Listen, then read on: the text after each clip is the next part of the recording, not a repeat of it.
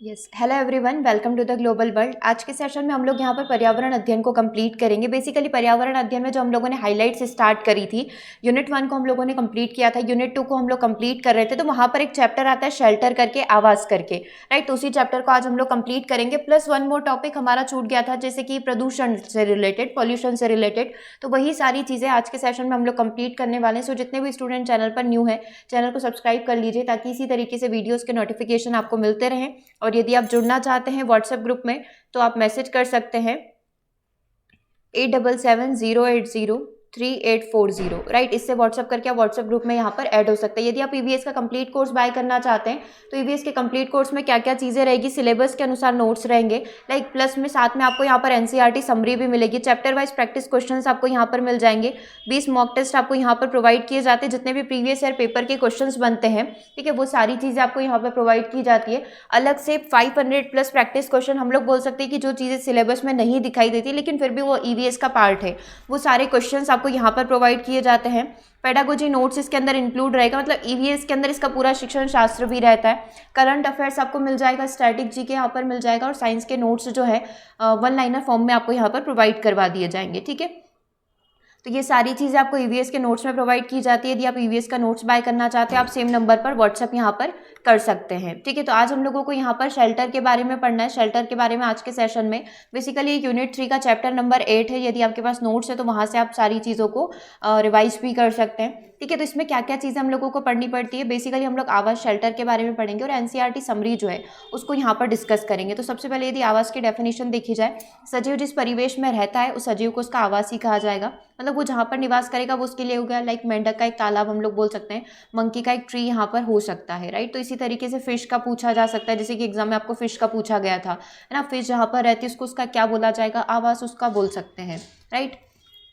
चलिए, अब आवास के जो प्रकार की बात करें, यदि शेल्टर के टाइप की बात करें तो ये दो प्रकार के हो सकते हैं, स्थलीय आवास होंगे, जलीय आवास होंगे। स्थलीय से ही समझ में आ रहा है, जो जमीन पर प्रेजेंट होंगे, जमीन पर उपस्थित आवास को स्थलीय आवास के नाम से जाना जाता है। स्थलीय आवास कई प्रकार के हो सकते हैं, जैसे वन में रहने वाले जीव जंतु, घास स्थल, है ना, हमारे प्रेरी घास के मैदान हो गए, वहाँ पर भी कई सारे जीव जंतु होंगे, तो वो उनका आवास हो गया, राइट। तटीय आवास, तट पर रहने वाले, पर्वत हो गया, मरुस्थल हो गया, लाइक हमारे मरुस्थल में रहने वाले, लाइक हम लोग बोल सकते हैं कैमल की बात हम लोग यहाँ पर कर सकते हैं, ठीक है। तो ये सारे स्थलीय आवास हो गए। जलीय आवास की बात करेंगे तो जल में उपस्थित समुद्र, नदी, तालाब आदि में उपस्थित जीव जो है उनका जलीय आवास यहाँ पर हो जाएगा, ठीक है। अब अनुकूलन की बात करते हैं कि कोई किस तरीके से यहाँ पर, कोई जीव किस तरीके से अनुकूलित यहाँ पर हो सकता है। तो जीवों के वैसे लक्षण तो उन्हें किस हम लोग बोल सकते हैं कि किसी खास माहौल में जिंदा रहने में सक्षम बनाते हैं, वो चीज़ उसके लिए अनुकूलित होगी। लाइक यदि आप स्लोथ को अपने इधर लेकर आ जाओगे, रेगिस्तान राजस्थान में लेकर चले जाओगे, तो वो वहाँ पर सर्वाइव नहीं कर पाएगा। कैमल को यदि आप हम लोग ले सकते हैं कि पोलर रीजन जो होते हैं, ध्रुवीय प्रदेश जो होते हैं, वहाँ पर लेकर चले जाओगे तो वो वहाँ सर्वाइव नहीं कर सकता है, वो वहाँ पर जिंदा नहीं रह पाएगा। तो उनकी जो बॉडी होती है उसको उसी तरीके से डिज़ाइन किया हुआ रहता है, या उसी तरीके से वो अनुकूलित होते हैं। तो यह चीज़ उनके लिए क्या कहलाएगी, अनुकूलन यहाँ पर कहलाएगी, राइट। तो किसी भी जीव में किसी विशेष अनुकूलन के विपरीत होने में हजारों वर्ष लग जाते हैं, ठीक है, विकसित होने में कई हजारों वर्ष लग जाते हैं। जिन जीवों में उचित अनुकूलन विकसित होता है वे बदले हुए परिवेश में भी जिंदा बच जाते हैं, लेकिन अन्य जीव जो है यहाँ पर नहीं रह पाते। तो वही चीज़ यहाँ पर बताई गई है कि किसी जीव का शरीर उसी स्थान, उसी वातावरण, उसी क्लाइमेट के अकॉर्डिंग यहाँ पर बना हुआ होता है, ठीक है।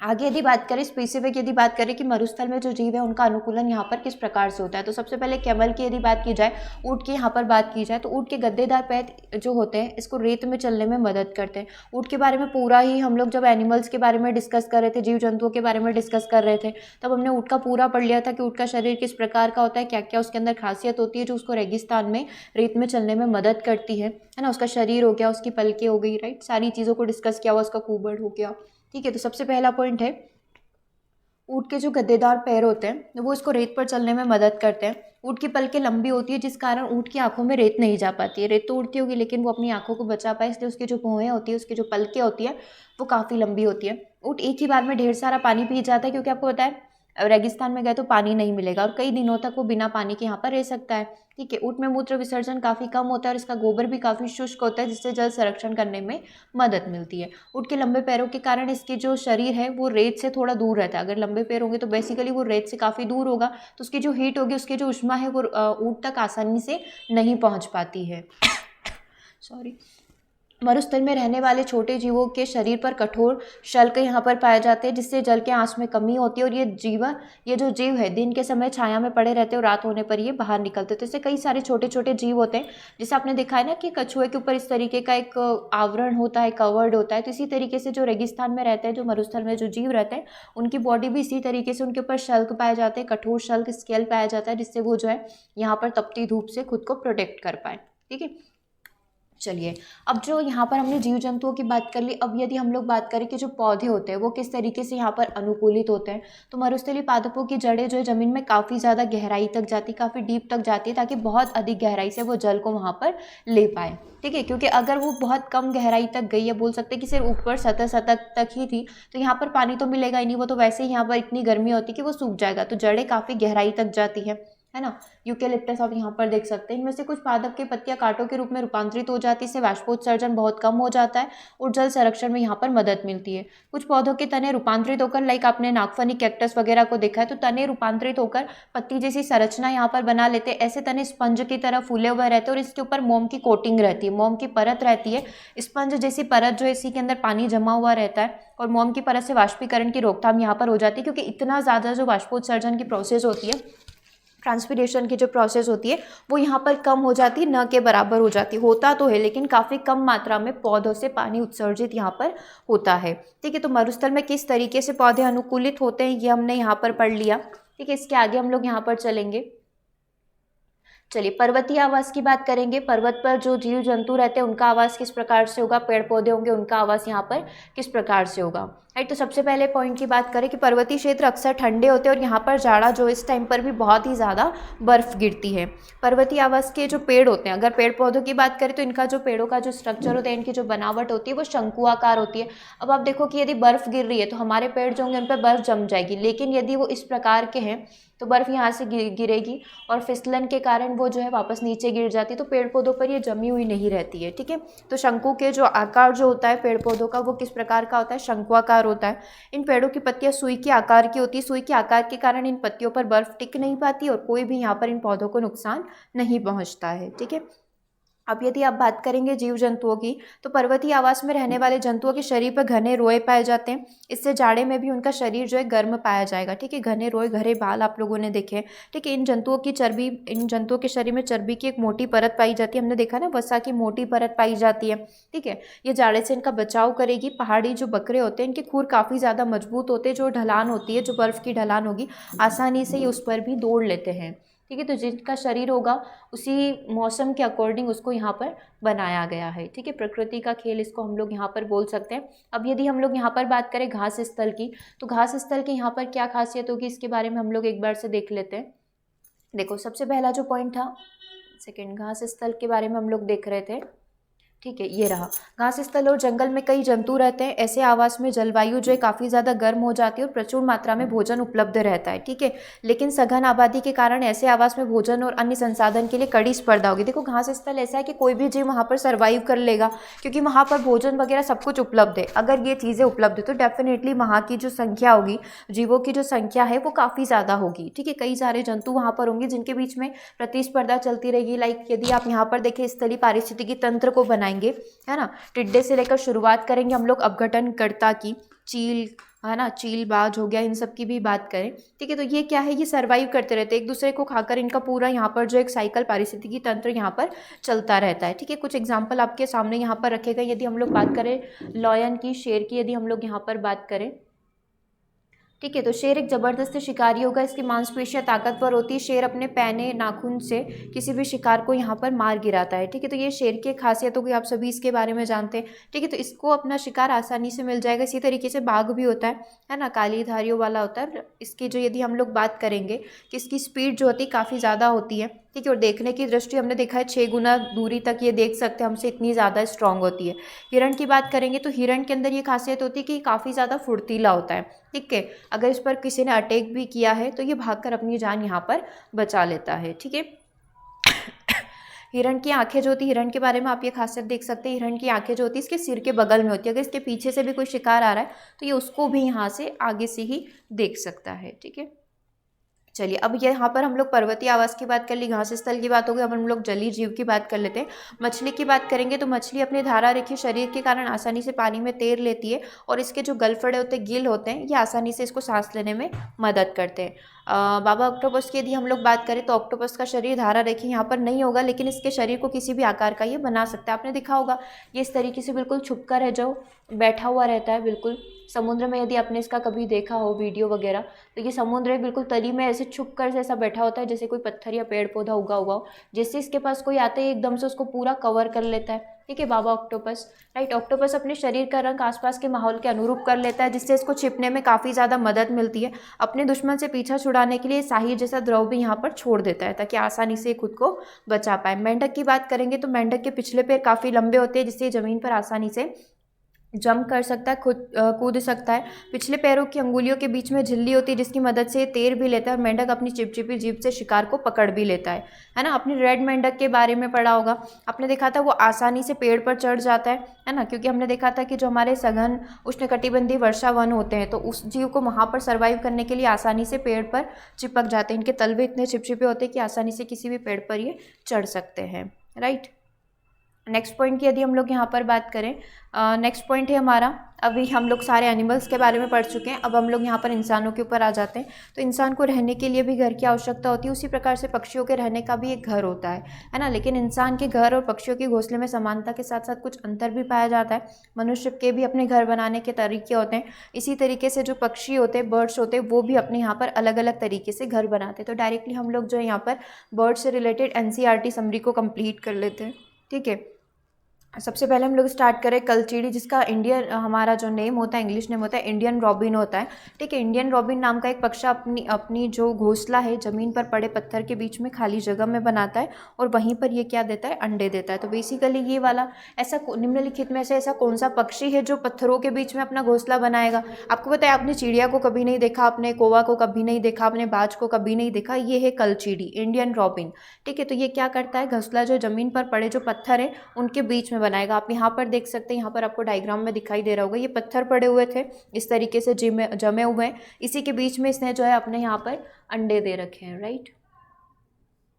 ये वाली चीज़ यहाँ पर हो गई, ठीक है। नेक्स्ट पॉइंट की बात हम लोग यहाँ पर कर रहे हैं, ये यहाँ पर देख सकते हैं इस अंडे से एक बच्चे का जन्म भी हो चुका है, एक नई कलचीड़ी का जन्म यहाँ पर हो चुका है। चलिए नेक्स्ट पॉइंट की बात करते हैं। वीवर पक्षी जो होता है, जुलाही चिड़िया जो होती है, अपना घोंसला जो है लालटेन की तरह बनाती है। आप यहाँ पर डायग्राम में देख सकते हैं, जुलाही चिड़िया इसको यहाँ पर बोला जाता है, वीवर पक्षी इसको यहाँ पर बोला जाता है, जो कि हम लोग बोलते हैं कि इस तरीके से लटका हुआ रहता है। घोंसला नर वीवर बनाता है और मादा वीवर उन सभी घोषणाओं को, जितने भी घोंसले यहाँ पर बने हुए हैं, उन सभी को देखती है और वो जो सबसे अच्छा लगेगा ना, उसके अंदर जाकर रहेगी। तो ये वीवर पक्षी की यहाँ पर खास बात है, क्योंकि जितनी भी मेहनत करनी होती है वो नर वीवर को ही करनी पड़ती है। उधर भी आपने नर मधुमक्खी वाला देखा होगा, ठीक है, और इधर भी आपने आंट वाला देखा है, राइट। तो इसमें जुलाही चिड़िया के अंदर क्या हो गया कि जो भी यहाँ पर बनाएगी वो इस तरीके का बनाएगी, ठीक है, और जो उसको सबसे अच्छा लगता है, बाकी सारे ये बने हुए देखती है, और जो भी इसको सबसे अच्छा लगेगा वो इसके अंदर यहाँ पर रहेगी और वो अंडे देगी, राइट। इस तरीके से यदि हम लोग नेक्स्ट पॉइंट की बात करें, दर्जन चिड़िया की बात करें, तो इसकी चोंच काफ़ी नुकीली होती है, ठीक है। तो इसी से ये पत्तों को सीकर जो है अपना अंडा बनाती है, एक थैली यहाँ पर बनाएगी और इसी के अंदर ये यहाँ पर अंडे दे देती है, राइट। तो इस तरीके से इसका कार्य होता है दर्जन चिड़िया का। नेक्स्ट पॉइंट यदि हम लोग बात करें शक्करखोरा की, तो ये इस तरीके से अपना घोंसला बनाता है, जैसे कि आपको डायग्राम में दिखाई दे रहा है। शक्करखोरा नामक पक्षी किसी छोटे पेड़ या झाड़ी के डाली पर जो है अपना लटकता हुआ घोंसला बनाएगा। आपने देखा होगा, ये तो आपको कई जगह दिख जाएगा, ठीक है, अपने इधर का ही है, कोई भी पेड़ की डाली और इस तरीके से ये इस तरीके से अपना लटकता हुआ घोंसला बनाता है और इसी के अंदर ये रहता है, ठीक है। शक्करखोरा हो गया। कोयल अपना घोंसला नहीं बनाएगी, फेमस है, देखो कोयल सब जगह फेमस है, वो कौवे के घोंसले में जाकर अपने अंडे देगी और जैसे ही उन अंडों से बच्चों का जन्म होगा वो वहाँ से उड़ जाते हैं, ठीक है, और कौवा उसको अपने अंडे समझकर उसको सहता रहता है, ठीक है। चील सबसे ऊंचे पेड़ पर घोंसला बनाती है, इसका घोंसला जो 4 से 5 फीट चौड़ा यहाँ पर हो सकता है, तो सबसे बड़ा घोंसला भी यहाँ पर चील का होता है। तो सबसे ऊंचे पेड़ पर घोंसला कौन बनाता है, चील बनाता है। और एक पेड़ की सबसे ऊंची, हम लोग बोल सकते हैं ना, सबसे ऊपर की जो सबसे ऊंची डाल जो है उस पर घोंसला कौन बनाता है, कौवा। तो हर एक पेड़ की ऊंची डाल पर जो आपको घोंसला दिख रहा होगा सबसे ऊपर टॉप पर, वो आपका हो सकता है कौवे का हो, और चील जो है सबसे ऊंचाई पर जाती है, सबसे हाइट पर जाती है, ठीक है। तो एक डिफरेंस है एक पेड़ में और एक हाइट पर जाने में, ठीक है। नेक्स्ट पॉइंट की यदि बात करें, गिद्ध अपना घोंसला सुनसान पेड़ों पर, खोखलों में, चट्टानों की दरारों में बनाती है। ठीक है, तो एक गिद्ध अपना घोंसला बना रहे हो। यहाँ पर जो डायग्राम दिख रहा है इसमें आप देख सकते हैं, उल्लू पेड़ के किसी खोखले भाग को ही अपना घोंसला बना लेता है। बसंत गोरी नामक पक्षी पेड़ के तने में, बसंत गोरी जो होती पेड़ के तने के अंदर ही अपना घोंसला बनाती है। और कौवा जो है पेड़ के सबसे ऊंची डाल पर, जो कि आपको थर्ड डायग्राम में दिखाई दे रहा है, अपना घोंसला यहाँ पर बनाता है। फाख्ता पक्षी की बात करें तो ये कैक्टस के बीच में, अपना कांटों के बीच में अपना घोंसला बनाता है, जैसे कि आपको यहाँ पर डायग्राम में दिखाई दे रहा है। कौन पक्षी जो है कांटों के बीच में अपना घोंसला बनाता है, तो फाख्ता यहाँ पर बनाता है। ठीक है, चलो अब एनसीईआरटी की ही बात करें तो यहाँ पर हम लोग गिजूभाई बधेका की भी बात कर लेते हैं। तो ये क्यों फेमस है? गिजूभाई बधेका गुजरात में रहते हैं। ठीक है, ये क्यों फेमस है? क्योंकि ये बच्चों के लिए मज़ेदार किस्से कहानियाँ लिखते हैं, है ना, आसपास के पक्षियों के बारे में बताते हैं, उनसे रिलेटेड जानकारी बच्चों को देते हैं, उनसे रिलेटेड पोयम वगैरह बनाते हैं। तो ये बच्चों को प्रोत्साहित करने के लिए, प्रकृति के प्रति प्रोत्साहित करने के लिए एक क्लास में नेम आता है गिजूभाई बधेका का, राइट। तो ये मज़ेदार किस्से कहानियाँ लिखने के लिए काफ़ी प्रसिद्ध हैं। एनसीईआरटी की ही यदि हम लोग बात करें तो पक्षियों के जो पंजे होते हैं, जैसा काम वैसे पंजे, लाइक पानी में तैरने के लिए यदि हम लोग बात करेंगे तो इस तरीके की, लाइक डक वगैरह हो गई, बदक वगैरह हो गई, तो उनके पंजे कुछ इस तरीके के होते हैं, 3 नख वाले, इसको हम लोग बोल सकते हैं। टहनियों को पकड़ने के लिए, कौवा वगैरह आप देख सकते हैं, चिड़िया वगैरह आप लोग यहाँ पर देख सकते हैं, टहनियों को पकड़ने के लिए, शिकार पकड़ने के लिए इस प्रकार के पंजे यहाँ पर पाए जाते हैं। आप इसमें लॉयन वगैरह को देख सकते हैं। पेड़ पर चढ़ने के लिए, जब पेड़ पर कोई नीचे से ऊपर चढ़ेगा तो उसके लिए इस प्रकार के पंजे, और ज़मीन पर चलने के लिए इस प्रकार के पंजे पाए जाते हैं। ठीक है, तो ये पंजे के प्रकार बताया गया। पक्षियों की चोंच, जैसा वो खाना खाते हैं, जैसा वो शिकार करते हैं उसी प्रकार से होगी, जैसा खाना वैसी चोंच। मांस की चीरफाड़ करने के लिए आप देख सकते हैं इस प्रकार की चोंच पाई जाती है। सेकेंड, ठीक है, लकड़ी में छेद करने के लिए इसकी इतनी नुकीली चोंच होगी। फूलों का रस चूसने के लिए इस प्रकार की चोंच यहाँ पर पाई जाती है। कीचड़ में छानबीन करके कीड़े खोद कर निकालने के लिए, लाइक आपने देखा होगा इल्ली वगैरह भी ये क्या करते हैं, अंदर से ही जो कोई भी फ्रूट वगैरह उसके अंदर से ही निकाल लेते हैं, राइट। बीजों को दबाकर खाने के लिए, है ना, ये यहीं दबाकर इसको खा लेते हैं। और ये काटने के लिए इस प्रकार की चोंच यहाँ पर पाई जाती है। बेसिकली आपके एग्जाम में शायद नहीं बने क्वेश्चन, लेकिन आपको बच्चों को ये चीज़ पढ़ानी पड़ेगी, है ना, तो आप एक बार से इसका ध्यान रख लेना। चलिए, अब जो जानवरों के दांत होंगे वो भी इसी प्रकार के होंगे। गाय के जो आगे के दांत छोटे होते हैं पत्तों को काटने के लिए और घास चबाने के लिए, जो पीछे के दांत चपटे और काफ़ी बड़े होते हैं। बिल्ली के दांत नुकीले होते हैं, जो मांस फाड़ने और काटने के काम में यहाँ पर आते हैं। ठीक है, यदि आप स्नैक की बात करेंगे तो इसके 2 दांत जो होते हैं नुकीले होते हैं, वो अपने शिकार चबाकर नहीं खाता बल्कि पूरी तरीके से ये निगल जाता है। ठीक है, गिलहरी के दांत हमेशा बढ़ते रहते हैं, दांतों से काटने और कुतरने के कारण इसके दांत जो है घिसते रहेंगे। अब देखो, बढ़ते रहते मतलब क्या, ज़मीन तक अड़ेंगे? ऐसा नहीं होगा, ये क्या करते हैं, ये घिसते रहते हैं इसके दांत। ठीक है, जैसे ये कुछ कुछ खाते रहते हैं, इनके दांत यहाँ पर घिसते रहेंगे। तो हमारा जो चैप्टर था जिसमें हम लोगों ने आवास के बारे में देखा, आवास में हम लोगों ने पक्षियों का आवास पूरा डिस्कस कर लिया, और इससे रिलेवेंट जितनी भी एनसीईआरटी समरी थी, बेसिकली ये नेस्ट वाला जो घोंसला वाला चैप्टर है वो आपका यहाँ पर कंप्लीट हो गया। अब एक टॉपिक और बचता है कि जो पॉल्यूशन की बात हम लोग कर रहे थे कि प्रदूषण के स्रोत क्या क्या हो सकते हैं, या प्रदूषण जो है कहाँ कहाँ पर फैल सकता है, किस किस के माध्यम से फैल सकता है, राइट। तो बेसिकली दहन प्रक्रिया की यदि हम लोग बात करें तो ईंधन का जलना, यदि कोई भी फ्यूल यहाँ पर बर्न होता है, लकड़ी यहाँ पर जलती है, कोयला यहाँ पर जलता है, ठीक है, तो सबसे पहले प्रयोग आप इस चीज़ को कहाँ पर करते हैं? घरेलू उपयोग में, डोमेस्टिक बर्निंग में इसका प्रयोग किया जाता है। ठीक है, थर्मल पावर प्लांट में आप लोगों ने देखा इसी का प्रयोग होता है। ठीक है, गंधक तथा नाइट्रोजन के जो ऑक्साइड हैं, ठीक है, इससे ये वाले प्रदूषक, सल्फर डाइऑक्साइड आपने सुना है, नाइट्रोजन के ऑक्साइड से आपने सुना है।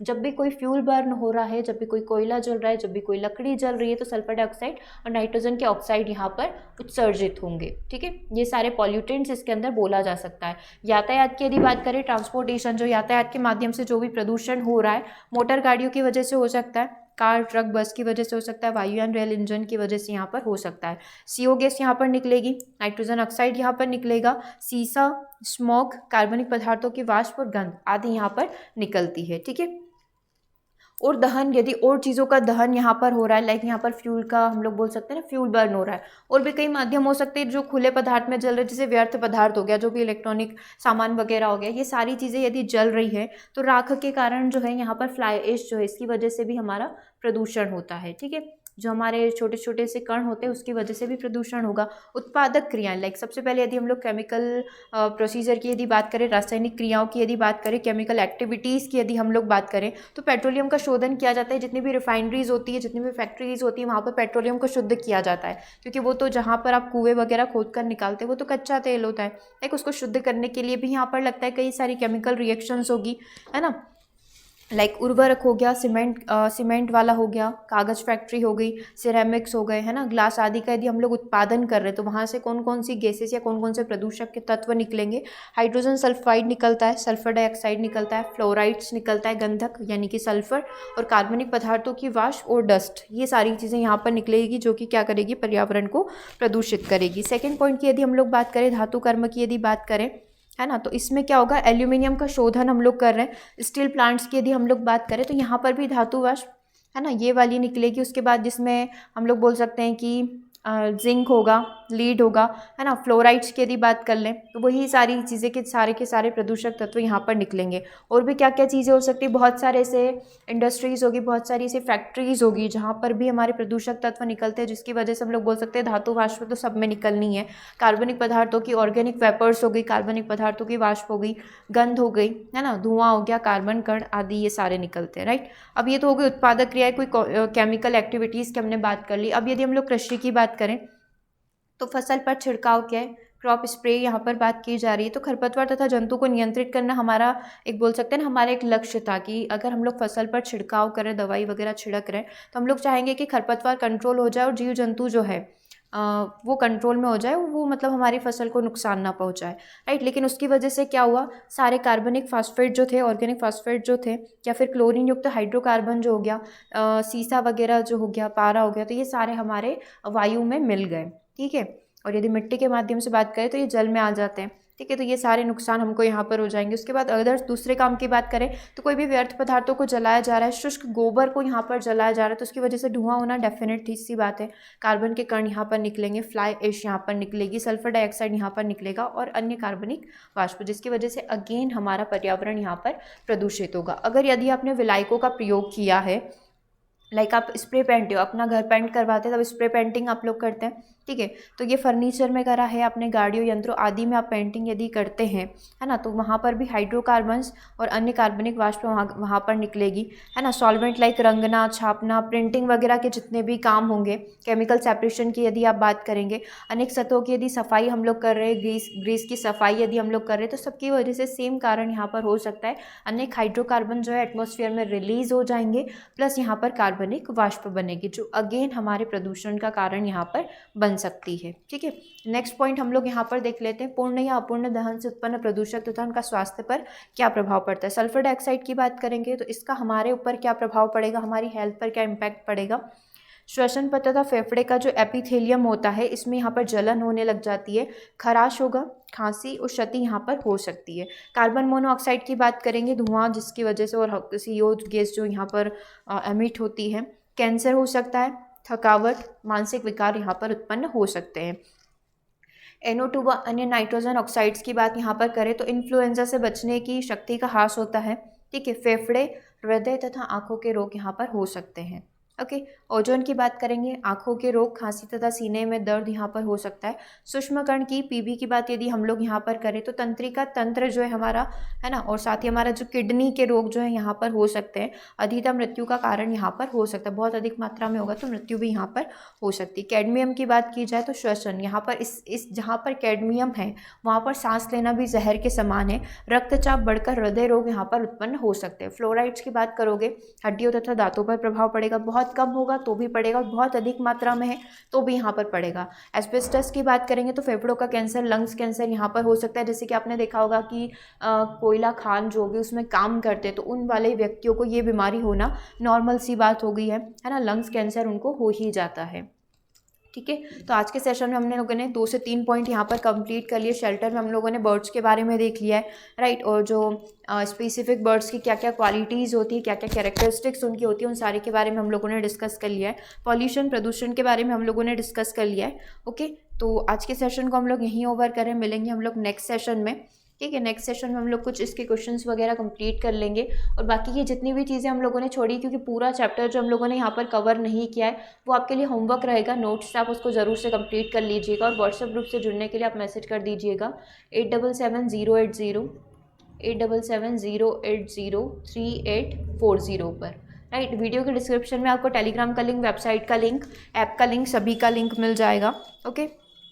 And one more thing, test series पर टेस्ट लाइव हो चुका है। आप जैसे ये क्लास ओवर होती है, इस क्लास के बाद जाकर टेस्ट ज़रूर से लगा लीजिएगा, ठीक है। टेस्ट नंबर 3 जो है यहाँ पर लॉन्च हो चुका है। Okay, thanks for watching.